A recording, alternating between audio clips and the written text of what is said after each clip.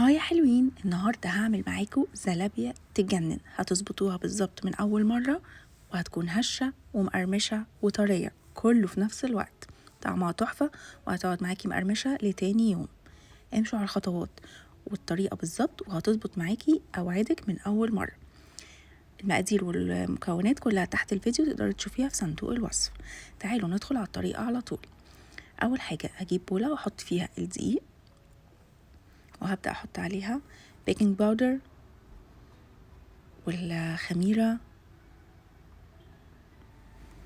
وهبدأ أزود النشا كمان،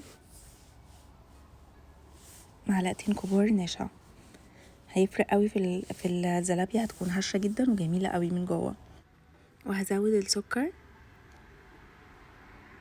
وهنحط شوية زيت. هي مكوناتها بسيطة جدا وما بتاخدش بجد وقت خالص. كده خلاص، دي هي كده كده كل المكونات بتاعتنا جاهزة. هزود عليها المية، مية تكون دافية ولا سخنة ولا ساقعة، تكون دافية يعني حاجة بسيطة تقدري تلمسيها. زودت المية وهبدأ أقلبها بالراحة عشان المكونات كلها تندمج. هي بتاخدش تقليب كتير، بس المكونات تختلط ببعض، وبعد كده تبقى جاهزة. وكمان ما بتكونش تقيلة خالص ولا خفيفة مية. لازم تركزوا في الحتة دي، هي دي اللي بتظبط القوام فعلا، بتظبط الزلابية. بصي القوام بتاعها سائل شوية، ده المظبوط. قلبيها كويس لحد ما تندمج، وبعد كده هي بتكون جاهزة. ازاي شايفين القوام؟ احنا عايزينه نفس القوام ده بالظبط.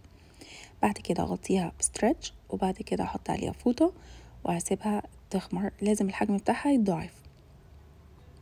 هي بتاخد في الصيف ساعة تقريبا او ساعة الا ربع، في الشتاء هتاخد منك ساعة ونص، ساعتين.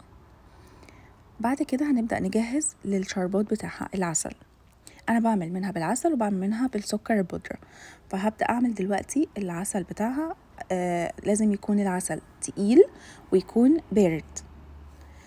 العسل بنحط سكر ونحط عليه مية، بنحط عصرة ليمون اول ما يبدأ يغلي، وبنحط في الاخر خالص الفانيليا، ورشة خفيفة جدا جدا جدا من الملح.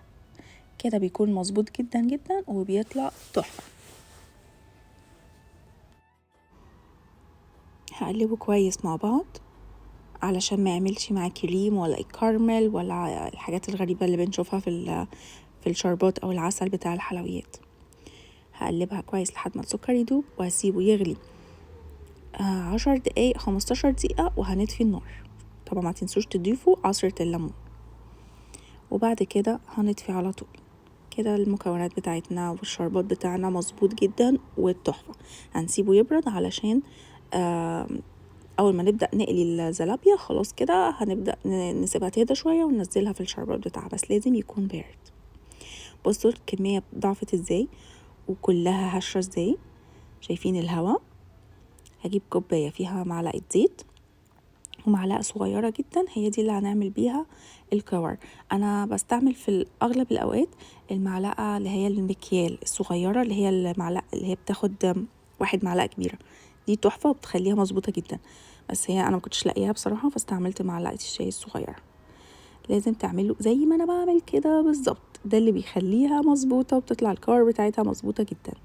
الزيت هيكون بادئ يسخن وزيت غزير، وهنبدأ ننزلهم ورا بعض. شايفين الحركة دي بتخلي الكور مظبوطة جدا. هتمسكي بإيدك وتضغطي ضغطة خفيفة وتشيلي بالمعلقة، والمعلقة كل شوية بننزلها في الزيت اللي احنا حاطينه على جنب. شايفين الكور مظبوطة ازاي؟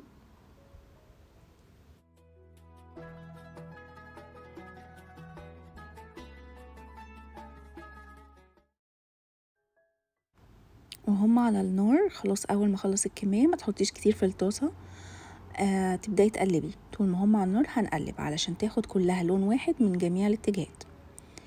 بس انتي هتلاحظي ان هي خلاص بدأت، يعني في الاول خالص اول ما تنزليها بدأت تنفخ شوية وبدأت تاخد الشكل الكورة المظبوط. هنبدأ نقلب، ما تقلبيش قبل كده عشان ما تبصي معاكي. اول ما هتاخد لون ذهبي هتمسك بس نفسها الذهبي فاتح خالص، مش عايزة لونها يغير عشان احنا بنقليها على مرتين. اول ما هتمسك نفسها وهتحسي وانتي بتقلبي انها ماسكة نفسها وناشفة، هتبدأي تطلعيها. وابدأ انزل اللي بعده. احنا بنقليها على مرتين عشان تكون كريسبي وتفضل معاكي لتاني يوم، بجد بتكون تحفة تحفة تحفة. شايفين جمال الزلابية بجد عاملة ازاي، والكور مظبوطة قوي ازاي، كلهم قد بعض ومظبوطين. حاولي تعمليها زي ما انا عملتها بالظبط، والله هتطلع معاكي تحفة ومظبوطة جدا جدا. واهم حاجة التقليب المستمر واحنا بنعمل، وعلى نار هادية علشان تستوي من جوه وتكون مقرمشة من بره. لازم تكون النار هادية بجد.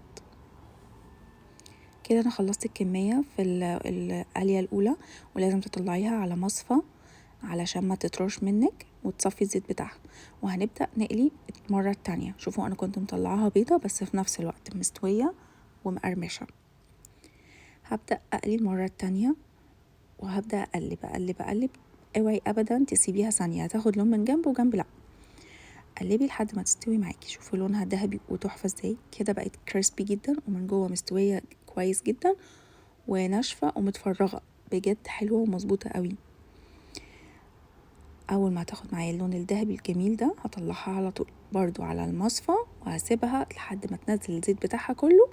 وبعد كده هيكون الشربات بتاعي هدي، لا مش هدي، ده هيكون بارد احنا عايزينه بارد خالص. وهبدأ انزلها في العسل بتاعها وهبدأ اطلعه. احنا بنقول شربات، بنقول عسل، بنقول يعني زي ما انتم مسمين. لازم يكون العسل تقيل. هبدأ اصفيها كويس قوي بعد ما قلبتها كويس، وهطلعها على طول على طبق التقديم. اوعدكم هتاكلوا زلابية احلى من اي مكان كلتوا فيها قبل كده. بعد كده هاخد شوية، انا عملت نص بالعسل ونص بالسكر باودر. اخدتهم في طبق اللي انا هستخدمهم ورشيت عليهم سكر بودرة وحطيته في المصفى وبدأت اقلب. وهزود شوية كمان لما هرجعه الطبق بتاعه، طبق التقديم. بس كده بيكون جاهز وكده مية، يعني خلاص مية مية فعلا. واتمنى يا رب يكون فيديو خفيف عليكم ويعجبكم. استنوني في وصفة جديدة وأكلة جديدة، وما تنسوش لايك وشير على قد ما تقدروا. أشوفكم على خير، يلا باي.